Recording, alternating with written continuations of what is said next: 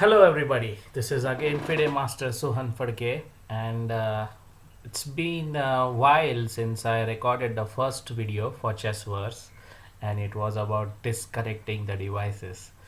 But sorry for the delay. Actually, I was busy with my other camps and coaching, but of course, the material was already prepared, so sorry again. And here is the new video for all of you, and we are going to discuss one important aspect in attacking chess. As I mean, there is some sort of tag behind my name, like Sohan the attacker or attacking technique. But for attack, one important principle, or I would say the important prerequisite, are your pieces, the value of pieces. So basically, you need to have good value of pieces in order to form the good attack. I mean, you can't just find a tactic from the existing positions. Sometimes you have to make sure that you get a position good for attack. So we are going to discuss an important topic today, and that is enriching your pieces. So widely it is known as improving your pieces. So I think yes, you can call it improving the pieces. You can even call maneuvering of pieces, and we will go step by step for that. So here is the first position for you, and it is black to play. If you want to flip the board for you, it's black's turn to play. What should black play in this given position? Here again, you don't have to spot a tactic, or it's not like black to play and win. It's about how you give more value to your pieces. I mean, if you we are going step by step. This is about just improve. I mean, you improve the piece which can be improved. I mean, you can't just say I want this bishop to be improved. Okay, I mean, this is, you love to improve, but I don't see any good square for that.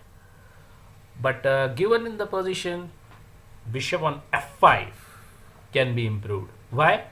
Because as you can see, the light lines, the light square diagonals are more open, so they demand to be controlled from black. And what should black play in this position? I mean, which piece? I of course said bishop on f5 should be improved, but where? Bishop g4. Okay, possible move, but yeah, I mean, you are hitting the light square diagonal, but white queen will just come to d2. And okay, still you can say, but remember, black is down an exchange, so you have to be little bit more accurate than that. So which diagonal do you think is the right diagonal for this bishop on f5? Yes, the bishop, the c6 h1 diagonal is the key. So the move is bishop d7, and we enrich this life of this bishop on d7 to a beautiful diagonal. So bishop d7, and suddenly you can see white's position is scary. Again, one important thing you should always ask in order to improve your chess, you have to always reconstruct your pieces in your mind, challenge yourself, ask questions, then the knowledge will be more concretely imprinted in your memory. So what I'm trying to say is, just imagine, let me remove the marks. Just imagine the pawn is on g2, king is on h1. Then this bishop is okay. Then this bishop is not that dangerous for white. But since the pawn push on g3, absence of bishop on g2 has made this diagonal very vulnerable. So that's why bishop d7 comes with more, I mean, the life of bishop on d7 is more enriched because of this pawn on g3. If the pawn was on g2, things would have been okay. And after bishop d7, I mean, I will just give a sample line. I mean, the main job is not to find a win for black. I mean, you are just enriching black's position. So perhaps you can play something like knight e4, then bishop c6, maybe queen goes here somewhere. And now the most important thing is, make sure this diagonal is invincible. Nobody will try to block this bishop, so you need this someone to drive the knight on e4 back. So you simply play bishop e7 with the idea of playing f5, and we rule this diagonal. And in a practical game, it is very hard to play from white, actually. I mean, I don't know what will computer suggest or the engine suggest, but just imagine you playing this position from white, the bishop on c7. Things are very difficult.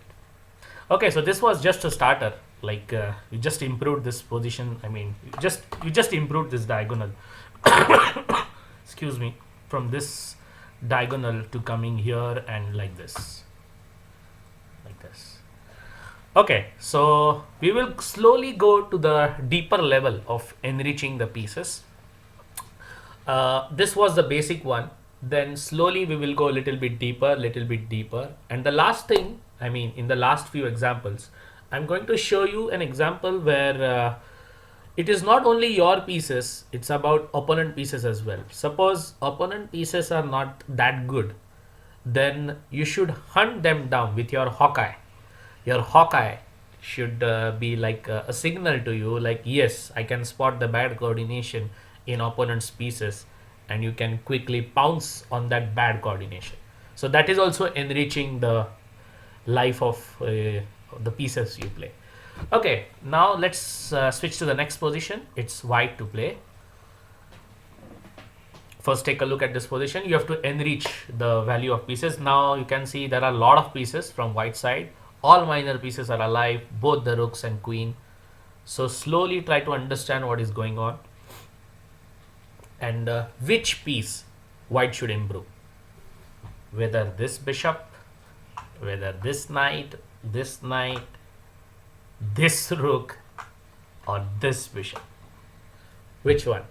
Again, you know what? There is a very broad, I mean, I would say very thin borderline of fantasy and making things into reality.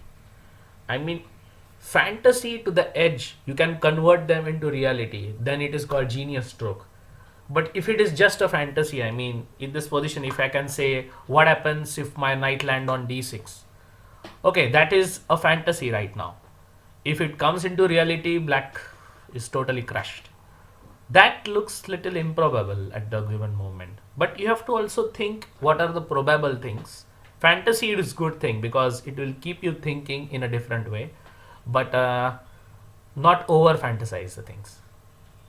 So what should white play in this position? Which piece should be improved? And also a basic thing, whenever I ask a question, it will be good thing if you can just pause for some time. Always try to see a position neutrally. I mean, what happens is whenever I give the positions to my students and whenever I say the topic is this, topic is that, then accordingly students try to think that way. That is good thing, but when you want to improve your chess overall, you have to think a position neutrally. I mean, in the game, in your tournament games, nobody will tell you this is enriching your pieces. It can be a simple tactic as well. So what should white play in order to enrich the particular piece? Okay, in this position you can see the bishop is already good. The knight is okay, but it is controlling d4, most important, black's knight. This knight is also okay. And rook also doing a good job. This rook also sometimes waiting for a b5. Queen would love to improve, but okay, there are limitations for the queen. So naturally the bishop on g2, which is stuck behind his own pawn, own rock, should be improved. So how can you improve? And which diagonal? Yeah, so this diagonal, if this bishop can come, then things are like a complete for white. So there is a way you can play bishop f3, which is little bit artificial because the post of bishop g4 is little unstable. Black can play h5. I mean, he can play something like h5 and drive this bishop. So you need our post to be pretty much solid. So white plays h4. Now this move has a dual advantage. One is h5, at the same time bishop h3.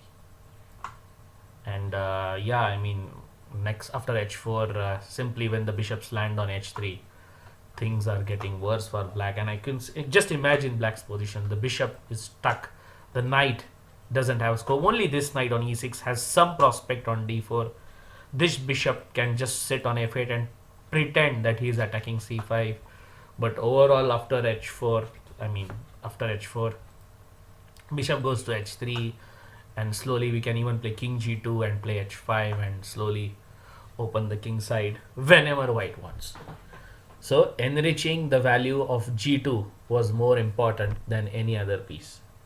Things become little complicated when you have many pieces on the board, because you need to understand the right piece. So these little things, like the mind, like whenever we have a piece and whenever there is an opportunity to improve, you should definitely do it. Okay, so it's time to see the next one. Okay, now we are going slightly more deeper into enriching the pieces. Here it's black's turn to play, and as you can see, all black pieces are active. Nobody will say that the queen is bad, the bishop is bad, or rook is bad. Already these are improved pieces. Earlier in the examples, it was very clearly visible to our eyes, like some piece definitely can be improved. But in this position, all pieces are improved. But enriching means making better than whatever it is right now. So black's turn to play. What should black play in the given position?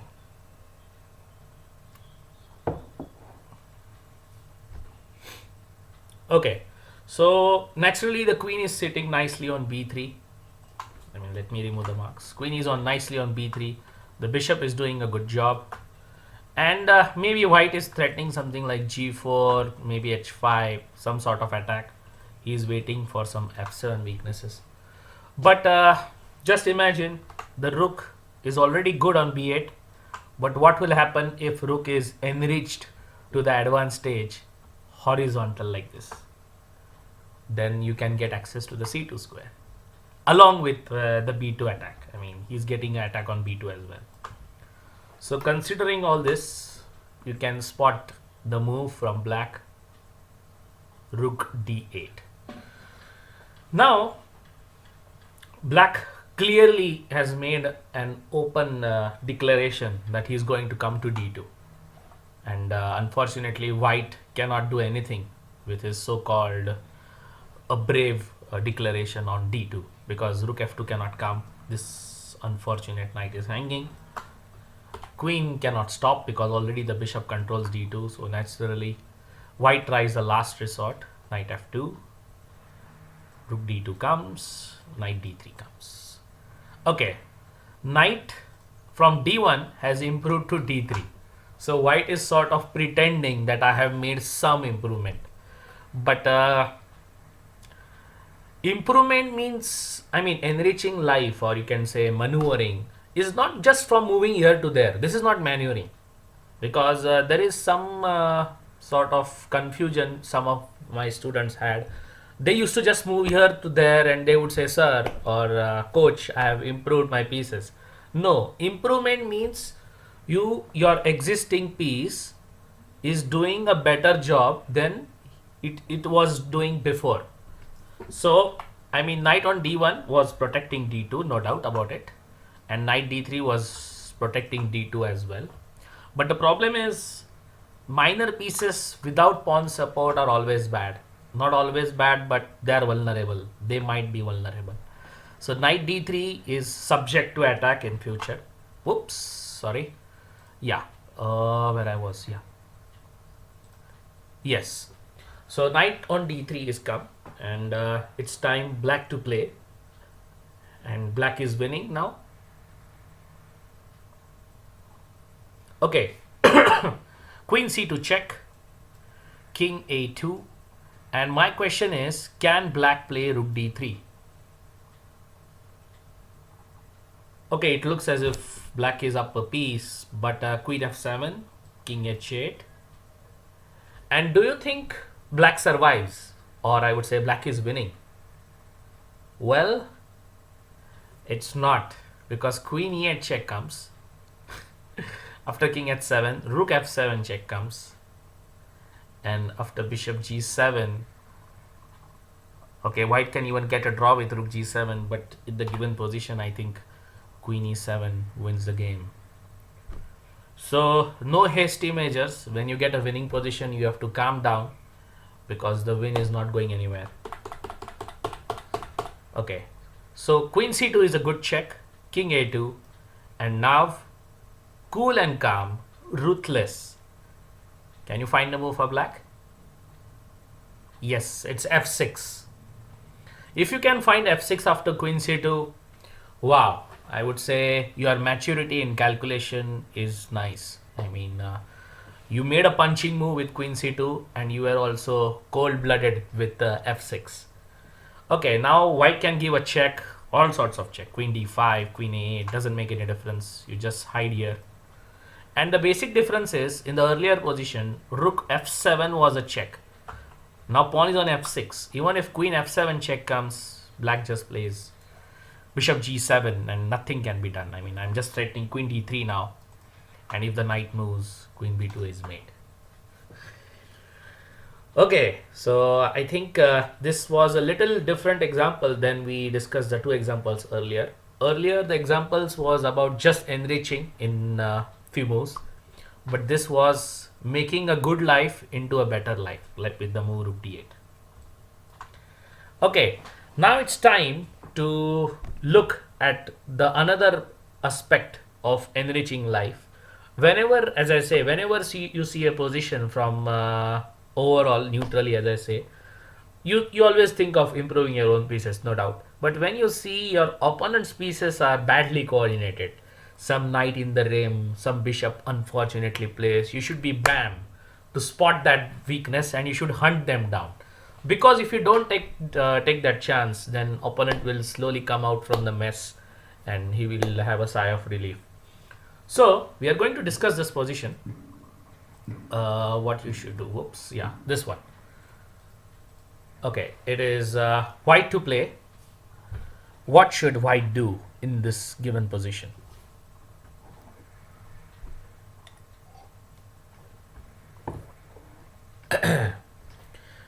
Okay, so when I gave this position to my earlier students, and actually, see, you can see how the effect of influence is. I mean, when you have an influence of some particular position, naturally you tend to think that way. I was discussing about positional factors, and naturally all my students were thinking of some positional sacrifice with pawn to d6, queen d6, and then attacking the f7 with bishop d5, queen c4, etc. Okay, this is okay, but not that best. In the given position, the position demands something nice, and it is about finding out the black's worst placed piece, or I would say black's bad coordination.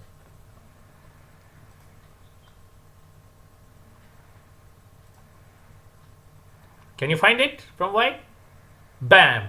The move is rook b1. I mean, even when I solved this, when I was searching through the puzzles, because I solve myself and then only I select examples and then I give to students. When I saw this example, rook b1, it was totally a shock to me. Like a centralized queen on d4, how you can expect this queen to be a weak, or I would say a victim to white's attack. And queen on d4 is unfortunately placed, and rook b1, it's very clear that rook d1 is next, and unfortunately for this queen, she's going to go down. So enriching pieces, improving pieces, maneuver, it's very important you spot the coordination overall, not just your pieces but your opponent pieces as well. When you see a bad coordination, you should be quick enough to spot it and hunt them down. So rook b1, and black loses the queen. I mean, there is no other way. I mean, you can try with rook a8, white plays rook d1, and rook a2 is answered by just bishop a2. And the queen, black is down a rook. Yeah. Okay. So again, time to see the next bad coordination. Okay, white to play. Now you already know spotting the bad coordination. Immediately in your mind it should come knight on c5 or knight on a4. These two knights definitely don't belong to that square, and they are very unfortunately placed. What will you do from white? How will you make sure that these knights are hunted down? Right. If you can spot this move, then well done. You have analyzed the key crux of the bad coordination feature. I mean, you could play rook c1, but I think after knight e4, black is okay. Maybe knight b6 come. White is slightly better, but maybe black can hope for survival. Not rook c1 or rook b1. See, which is the most important piece which holds black's position? Okay, the knight on c5, knight on a4. So if you can tie the knight on a4, the knight c5 cannot move because knight c5 protects knight a4. So you play rook f4. Now this knight cannot move. Rook takes the knight, and this knight cannot move because the already bishop is attacking the knight. So naturally these guys are stuck, and there is no rescue operation possible because thanks to this bishop controls b8 and nothing can be done. So rook b8 and rook b5 is not possible, and black is literally stalemated. I mean, he can play g5, and the final idea, what is the idea of rook f4 by the way? It is not only just stop knight a4 but to attack knight on c5 with the move rook c4. And rook attacks the knight, rook attacks the knight, and black loses the piece.